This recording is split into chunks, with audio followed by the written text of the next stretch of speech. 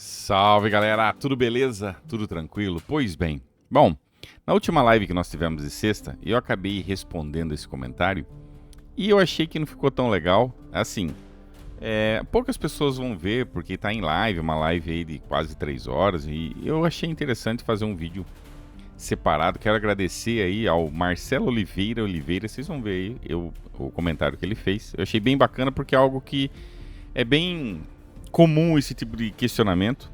Não é a primeira vez que falam isso pra mim, então isso é bem comum. Isso é até um estereótipo, né? Dessa ideia do cara que é ateu, de que não é religioso, o cara que não tem nenhuma veia religiosa no sentido de práticas, de conduta e tal. Então é bem comum as pessoas acharem que o cara que é ateu, por que ele não se entrega aos desejos? Vocês vão ver o comentário. Por que ele não se entrega e vive uma vida totalmente irracional? Como se fosse quase que um bicho, né? Se entregando aos desejos, fazendo loucuras, que nada é pecado, vai acabar tudo. Então, eu quero responder isso num vídeo que eu acho mais interessante, justamente porque é bem comum esse tipo de pergunta. Bom, do que eu tô falando? Vamos direto ao ponto? Tá aqui, ó. Marcelo Oliveira escreveu assim, ó. Isso aqui, quem acompanha as lives, tá ligado? Eu já respondi em live, só que dessa vez eu vou fazer em vídeo, que eu acho mais interessante. Eu gostei desse comentário dele. Falei, não, esse merece um vídeo, né? E se você tem alguma pergunta, algum questionamento assim, fique à vontade, deixe aí nos comentários, que pode ser que o próximo seja o seu, né? Boa tarde, Sala. Uma pergunta para você comentar na live mais tarde. Eu acabei comentando. Quem assistiu a última live, é só dar uma olhadinha lá, eu acabei respondendo. Se não temos ressurreição, vida eterna, por que o ateu leva uma existência tão medíocre? Bom, aqui é a primeira pergunta dele, né? Por que o ateu leva uma existência tão medíocre? Aí a gente tem que definir o que é uma existência medíocre, né? Então, talvez para vocês, né, por causa do Marcelo, quem seja, o cara levar uma vida comum seja medíocre.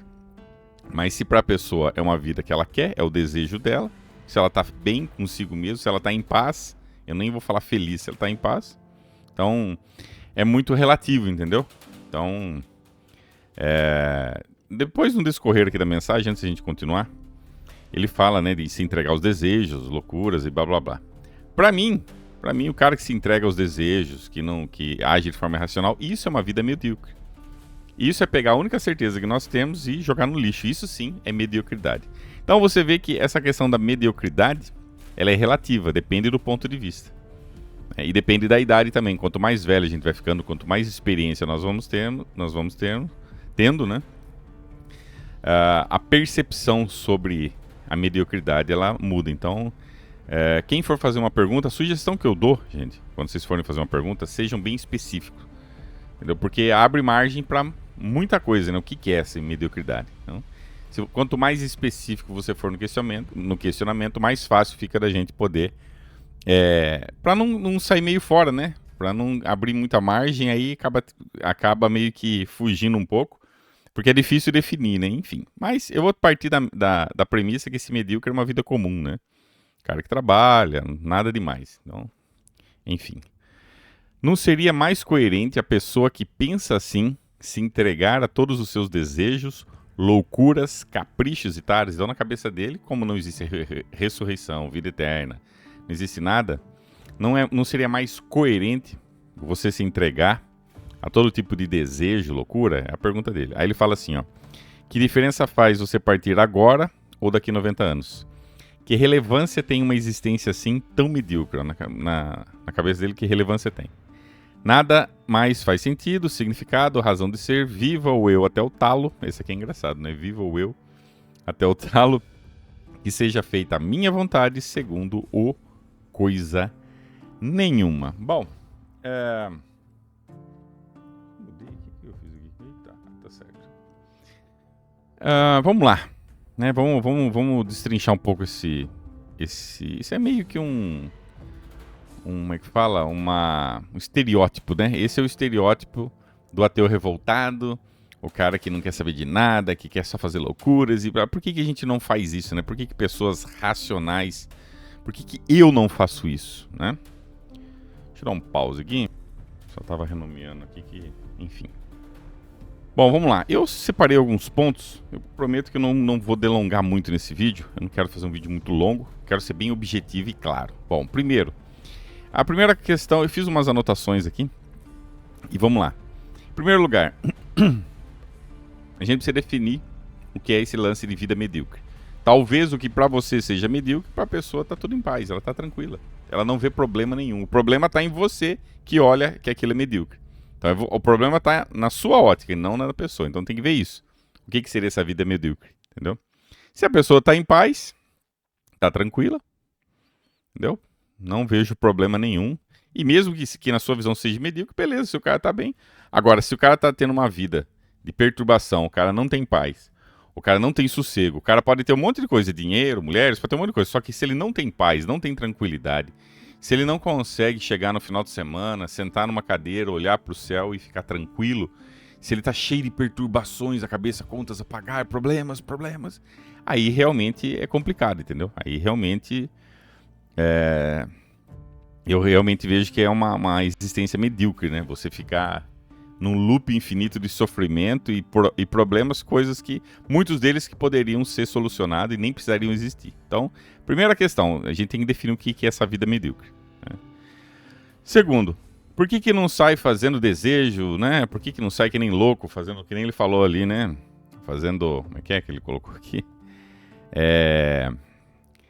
Entregando-se aos desejos, loucuras, caprichos e taras. Então, primeiro que a única certeza que nós temos é essa vida. Então, a única certeza que o ateu tem é que nós só temos essa vida aqui e acabou. Então, a partir do momento que você tem certeza de que essa vida é única, logo o valor dela é muito maior. Então, não dá para sair desperdiçando algo que você... A única certeza que você tem, você vai jogar fora? Você vai fazer besteira? Você vai agir de forma irracional? Sendo que você só tem essa vida? Entendeu? É a questão da inteligência, né? A questão da diligência. Pera aí. Eu só tenho essa experiência aqui, acabou. Então, quando você tem uma escassez, quando você tem... quando é algo raro, o que acontece? O cuidado, a preocupação, assim...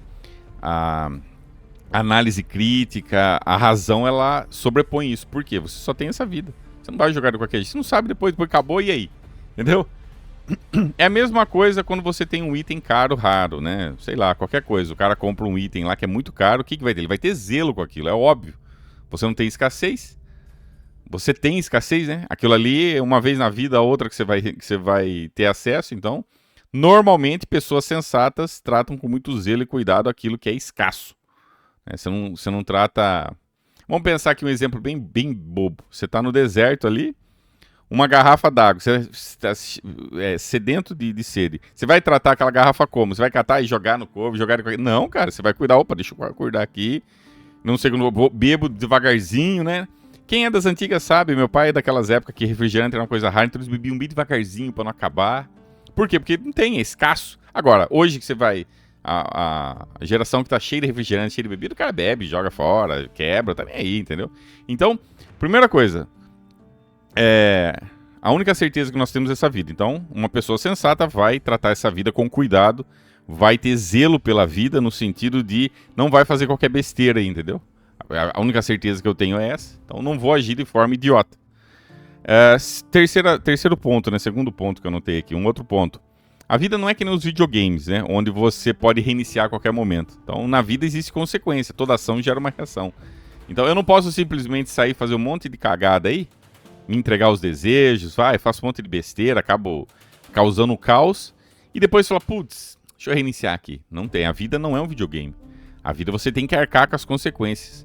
As pessoas que você machucar, as pessoas que você magoar, o dano que você faz à sociedade, o dano, as consequências da sua irracionalidade. Você agir por impulso, desejo, por taras.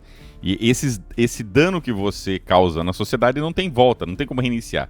No videogame é fácil, né? Você vai lá, fiz uma escolha errada, não gostei aqui, esse final não ficou legal, vou reiniciar. Vai lá, cria um novo personagem, eu reinicio o jogo. A vida não é um videogame, então... por isso que é importante usar a razão, pensar bem no que vai fazer, porque não tem volta, né? Não tem como reiniciar. Como eu falei, escolhas têm consequências, né?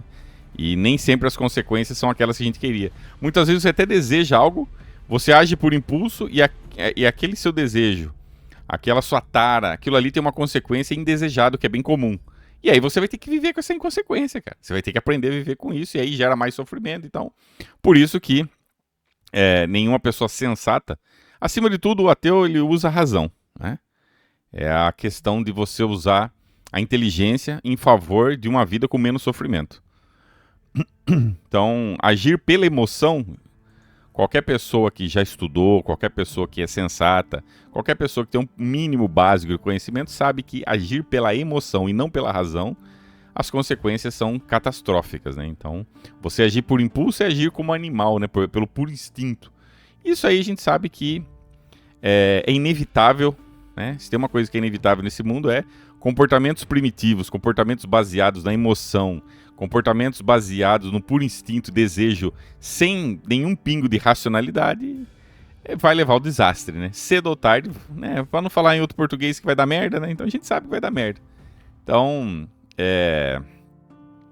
isso não faz parte do escopo de um ateu que normalmente leva sua vida na base da racionalidade. Uma pessoa racional, uma pessoa que pensa, que pondera, que analisa, uma pessoa inteligente, uma pessoa que sabe que essa vida é finita, só tem ela, você só tem essas certezas, não vai jogar a única certeza no lixo em prol de impulsos e desejos que, na sua grande maioria, não levam a nada, só levam a mais sofrimento. Não é que não leva a nada não, leva a sofrimento. Então qualquer pessoa sabe que isso não é benéfico, isso não vai trazer nada de bom. Pelo contrário, só vai transformar a sua vida, como já falei em outros vídeos, isso aí só vai transformar a sua vida num verdadeiro inferno, né?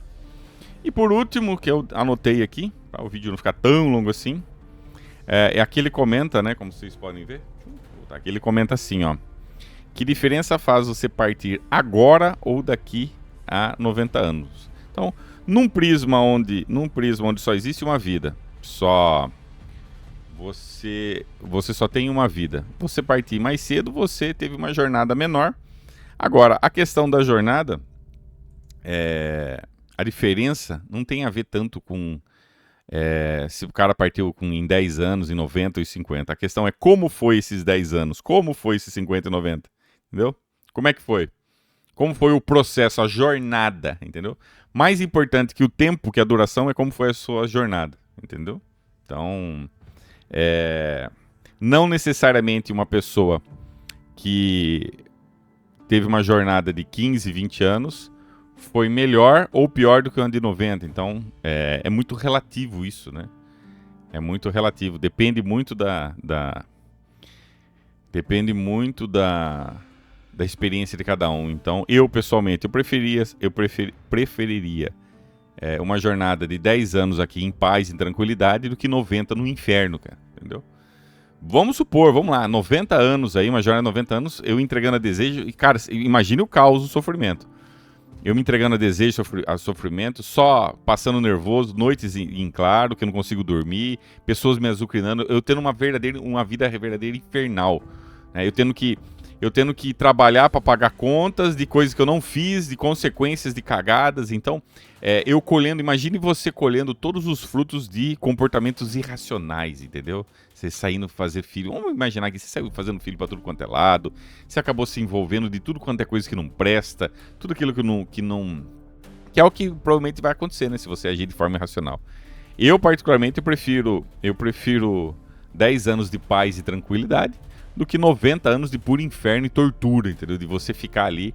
Porque a gente tem que levar em conta que essa questão de desejo, tá, isso é momentâneo. Isso aí é só uma fração. O todo, se você analisar a vida como um todo, a maior parte da vida é sofrimento. Então, a constância é o sofrimento. De vez em quando você tem ali o prazer, entreguei o prazer, acabou. É fugaz, é muito rápido, entendeu? A constância da vida, ela é regida pelo sofrimento. Então, aquele prazer momentâneo, aquilo ali vai trazer consequências, muitas vezes catastróficas na sua vida. E você vai ter que arcar com isso, porque não tem como deletar. Como eu falei, a vida não é um videogame. Então, você vai ter que arcar com as consequências daquilo. Aí é mais sofrimento, mais sofrimento. De vez em quando tem um prazerzinho ali, sofrimento. Então, a vida numa constância, você agindo puramente pela emoção, deixando de lado o lado racional e lógico, é só sofrimento. Por isso que ninguém faz. Resumindo a história, se for falar curto e grosso, ninguém faz isso, porque ninguém é idiota, né? Quem que é idiota de ficar... Todo mundo que tem um pingo de consciência sabe que você viver só com... Você se entregar só às suas vontades, sem pensar nas consequências, sem ponderar, sem usar a sua razão, o caminho a gente sabe que é o caminho da desgraça e do sofrimento. Então, eu creio que já tenho explicado muito bem, né? Basicamente é isso. O vídeo já tá ficando meio longo, 15 minutos. Então, deixa aí nos comentários o que você pensa a respeito. Essa é a minha opinião. E é isso aí, beleza? Eu vou ficando por aqui. Tamo junto e até a próxima.